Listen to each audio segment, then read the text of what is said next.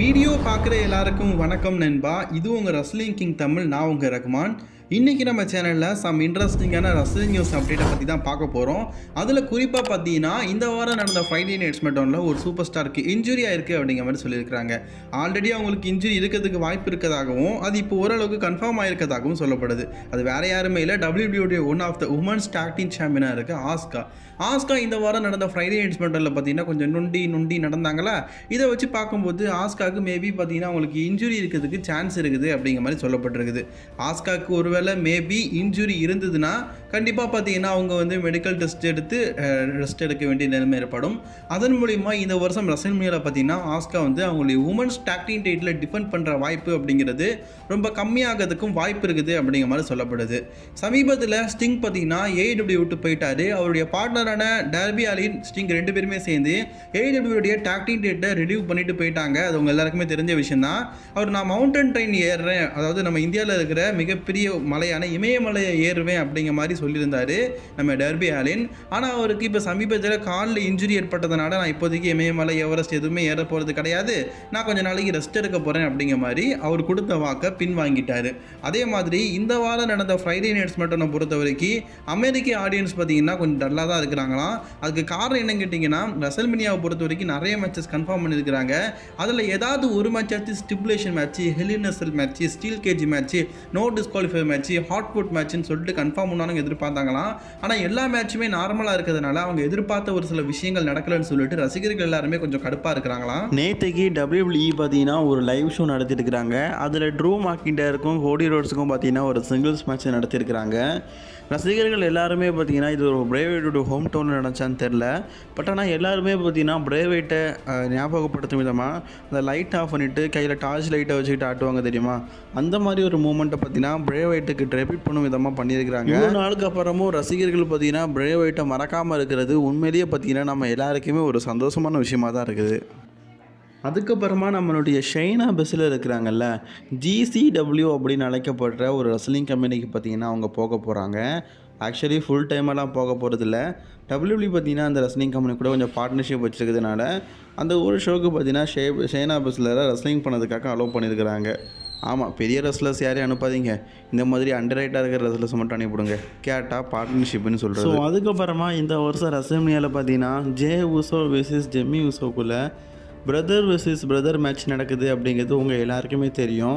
Wrestling வரலாற்றில் பார்த்தீங்கன்னா முதலாக ஒரு பிரதருக்குள்ளே ஒரு மேட்ச் நடக்குதுன்னு கேட்டிங்கன்னா கிடையாது. ஆக்சுவலி ட்வின்ஸுக்குள்ளே ஒரு மேட்ச் நடக்குது அப்படிங்கிறது இந்த ரசல்மேனியாவில் தான். ஆனால் இதுக்கு முன்னாடியே பிரதர் வெர்சஸ் பிரதர் நடந்திருக்குது. ரசல்மேனியா 10 பார்த்தீங்கன்னா Owen Hart versus Bret Hart ரெண்டு பேருமே பிரதர்ஸ், அவங்களுக்குள்ள ஒரு மேட்சும். ரசல்மேனியா 15 வருஷத்துக்கு அப்புறமா ஜெஃப் ஹார்டி வெர்சஸ் மேட் ஹார்டிக்குள்ளே பார்த்தீங்கன்னா ஒரு சிங்கிள்ஸ் மேட்சும். அடுத்து இப்போ ஒரு 15 வருஷத்துக்கு அப்புறமா, அதாவது ஒவ்வொரு 15 வருஷத்துக்கு ஒருக்கா ஒரு டென்ஸ் மேட்ச் நடக்கிற மாதிரி, பிரதர்ஸ் மேட்ச் நடக்கிற மாதிரி இந்த வருஷம் ஜெமி உசோ வெர்சஸ் ஜே உசோக்குள்ள நடக்குது. ஆனால் இதில் ஆச்சரியமான விஷயம் என்ன பார்த்தீங்கன்னா இது எல்லாமே பிரதர்ஸ் மேட்ச். ஆனால் இவங்களுக்குள்ளே இருக்கிறது ட்வின்ஸ் ரிலேஷன்ஷிப் அப்படிங்கிறதுனால ட்வின்ஸுக்குள்ளே நடக்கிற முதல் மேட்ச் அப்படிங்கிற பெருமை இதுக்கு தான் கிடச்சிருக்குது. ஆனால் இதுக்கு முன்னாடியே பார்த்தீங்கன்னா ஒரு ட்வின்ஸ் மேட்ச் நடந்திருக்குது. அது உமன் டிவிஷனில், அது நிக்கி பெல்லா வெர்சஸ் ப்ரீ பெல்லாக்குள்ளே நடந்திருக்குது. அதுக்கப்புறமா மென் டிவிஷனில் இப்போ தான் பார்த்தீங்கன்னா முதல்ல ஜெமி உசோ வெர்சஸ் ஜே உசோக்குள்ளே வரலாற்றிலேயே முதல்ல பார்த்தீங்கன்னா நடக்குது. ப்ராக் லெஸ்னர் பார்த்தீங்கன்னா WWE மேலே இஷ்யூஸ்லாம் இருந்ததில்ல, அது ப்ராக் லெஸ்னர் மேலே எதுவுமே இல்லை, எல்லாமே வின்ஸ் மெக்மஹன் மேலே தான் தப்பு அப்படிங்கிறது சட்டபூர்வமாக பார்த்தீங்கன்னா செல்லுபடியாயிருச்சு. ஆல்ரெடி பார்த்தீங்கன்னா ப்ராக் லெஸ்னர் மேலே இருந்த இந்த பழியெல்லாம் நீங்கினதுக்கு விதமாக WWE வந்து அஃபிஷியலி மெயின் ராஸ்டர் லிஸ்ட்டில் பார்த்தீங்கன்னா ப்ராக் லெஸ்னருடைய பேரை சேர்த்துருந்தது அவங்க எல்லாருக்குமே தெரிஞ்ச விஷயம் தானே. அது மட்டும் இல்லாமல் ப்ராக் லெஸ்னர் பார்த்தீங்கன்னா ஒரு வேளை WWE இருந்திருந்தால் இன்டர்கான்டினென்டல் சாம்பியனான குந்தருக்கு அகேன்ஸ்டாக ஸ்டோர்லைன் போயிருப்பார் அப்படிங்கிற மாதிரியும் சொல்லப்பட்டிருது. இப்போது கிடச்சிருக்க நியூஸ் என்ன பார்த்தீங்கன்னா குந்தர் வந்து இந்த வருஷம் இன்டர்கான்டினென்டல் சாம்பியன்ஷிப்பை சாமி ஜெயினுக்கு அகேன்ஸ்டாக ரசல்மேனியாவில் போகிறாரு.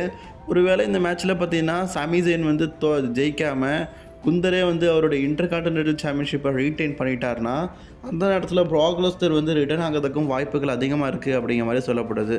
ஆல்ரெடி ப்ராக் லெஸ்னரை பொறுத்த வரைக்கும் பார்த்தீங்கன்னா குந்தர் கூட ஒரு ஸ்டோர் லைன் போகிற மாதிரி ராயல் ரம்பில் ஒரு ஃபியூடாக கிளப்பி விட்ருப்பாங்க. ஆனால் அந்த வருஷம் ரசல்மேனியாவில் இவங்களுக்குள்ள ஒரு மேட்ச் வைக்காமல் ஓமாஸுக்கும் ப்ராக் லெஸ்னருக்கும் மேட்ச் வச்சுட்டாங்க. அப்போ தள்ளி போயிடுச்சு. இப்போ அது ஓரளவுக்கு நிறைவேற மாதிரி எனக்கு தெரியுது. நீங்கள் கொஞ்சம் யோசிச்சு பாருங்கள். குந்தர் வந்து டைட்டில் ரீட்டைன் பண்ணுறாரு. ட்ரூ மேக்கிண்டர் எப்படி குந்தரை சேலஞ்ச் பண்ணாரோ அதே மாதிரி ப்ராக் லெஸ்னர் வந்து ரசல்மேனியாவில் குந்தரை சேலஞ்ச் பண்ணும் விதமாக அப்படி நிற்கிறாரு. எப்படி இருக்கும்? பட்டையை கிளப்புற மாதிரி இருக்கும்ல. ரைபேக்கை பொறுத்த வரைக்கும் அவர் கெரியரை விட்டு போய் ரொம்ப நாள் ஆச்சு. ஜிசிடபிள்யூ மாதிரியான சின்ன சின்ன ரெஸ்லிங் கம்பெனியில் ஒரு நாள் வாடகைக்கு சண்டை போட கூப்பிட்றாங்க. ஏன்னா இவர் கேட்குற அமௌண்ட் டபிள்யூஎல்லாம் வாங்கி பழகிட்டார்ல. அதனால் சின்ன சின்ன ரெஸ்லிங் கம்பெனியில் பார்த்தீங்கன்னா 1000க்கும் 500க்கும் மாறு கட்ட முடியலை. அதனால் யூடியூபே வருமானம் தருதுன்னு சொல்லிட்டு யூடியூப்பில் ஷோ நடத்திட்டு இருக்காரு. இப்போ சமீபத்தில் ரோமன் ரெயின்ஸை கலாய்க்கும் விதமாக ரோமன் ரெயின்ஸ் மட்டும் என் கூட மோதினா கண்டிப்பாக வந்துட்டு இருக்கிற டைட்டில் நான் வின் பண்ணிடுவேன். ரோமன் ரெயின்ஸை விட நான் ஒரு சிறந்த டிஃபெண்டிங் சாம்பியன் ஆகிருப்பேன் அப்படிங்கிற மாதிரி பார்த்தீங்கன்னா ரைபேக் வந்து ரோமன் ரெயின்ஸை சீண்டி விட்டுருக்காரு. மிஸ்டர் ரைபேக், நீங்கள் ரோமன் ரெயின்ஸை சீன்றதை தவிர்த்து விட்டு இவங்க பொழப்ப பார்த்தீங்கன்னா நல்லாயிருக்கும்னு நினைக்கிறேன். ஏன்னா அவரே பார்த்தீங்கன்னா அடுத்த வேளை சோறு இல்லை சோத்துக்கு கஞ்சிக்கு என்ன பண்ண தெரியாமல் யூடியூப்பை நம்பி தான் இருக்கிறாரு என்னைய மாதிரி. அப்படி இருக்கிறவர் பார்த்தீங்கன்னா ரோமன் ரெயின்ஸை கலாய்க்கிறதுக்கு தகுதியே இல்லை. ஏன்னா முதல்ல ரைபேக் வந்து ரெஸ்லிங் கெரியருக்கு வரணும் திருப்பி. அதுக்கு டபிள்யூபிள்யூ வந்து அவங்கள நம்பணும். டபிள்யூபிள்யூ விட்டு இல்லைங்க, ஏஐடபிள்யூவே நம்ப மாட்டேங்குது. ஏன்னா டபிள்யூபிள்யூ விரட்டி விட்ட எல்லா ரெஸ்லர்ஸையும் பார்த்தீங்கன்னா ஏஐடபிள்யூ வாங்குவோன்னு சொல்லிட்டு கூப்பிட்டுட்டு இருக்காங்க. ரைபேக்கை மட்டும் ஏன் கூப்பிடாமல் இருக்காங்க? ஆத்தாடி இவனுங்க ரெஸ்லிங்கே தெரியாத, அடிக்கிறங்கிற பேரில் உண்மையாக அடித்து மண்டையில் உடச்சி போடுவோம் அப்படின்னு சொல்லிட்டு கொஞ்சம் பயப்படுறாங்க. ஆமாம், அடி வாங்கினவங்களுக்கு தெரியும்ல ரைபேக்கு கூட சட்டை போடுறது எவ்வளோ ரிஸ்க்கானதுன்னு. ராக்கு தொடர்ந்து பார்த்தீங்கன்னா ஒரு 3 வாரமாக பார்த்தீங்கன்னா ஃப்ரைடே நைட் ஸ்மாக்டவுனுக்கு வந்து ரசிகர்கள் எல்லாருமே பார்த்தீங்கன்னா ஆனந்தப்படுத்தினார். அதுலேயும் 2 வாரம் பார்த்தீங்கன்னா பிளட் லைன் ப்ரோமோ, ஒரு வாரம் பார்த்தீங்கன்னா சிங்கிள் ப்ரோமோ அப்படின்னு சொல்லிட்டு எல்லாரையுமே ரொம்ப உற்சாகப்படுத்துகிற மாதிரி தான் பார்த்தீங்கன்னா ராக் வந்து பண்ணியிருந்தார். பட் ஆனால் இப்போதைக்கு நமக்கு கிடச்சிருக்க நியூஸ் படி பார்த்தீங்கன்னா நம்ம ராக் இருக்கிறார்ல, நெக்ஸ்ட் வீக் நடக்க போகிற ஃப்ரைடே நைட் ஸ்மாக்டவுனுக்கு வரப்போகிறது கிடையாதான். அவர் வந்து பிரேக் எடுத்துட்டாரு. அது மட்டும் இல்லாமல் அப்கமிங் ஷோஸ்லேயும் ராக்கை வந்து கன்ஃபார்ம் பண்ணலை. மேபி இந்த வாரத்துக்கு அடுத்த வாரம் நடக்கிற ஃப்ரைடே நைட் ஸ்மாக்டவுனில் மேபி கன்ஃபார்ம் பண்ண வாய்ப்பு இருக்குது. ஏன்னா இன்னும் ரசல்மேனியாவுக்கு 3 ஸ்மாக்டவுன் தான் இருக்குது. அதில் ஒரு ஸ்மாக்டவுனுக்கு ராக் வரதுக்கு சான்ஸ் இருக்குது. மற்றபடி ராக்கெல்லாம் வந்து இதுக்கப்புறமா கண்டினியூ வர சான்ஸ் இல்லை.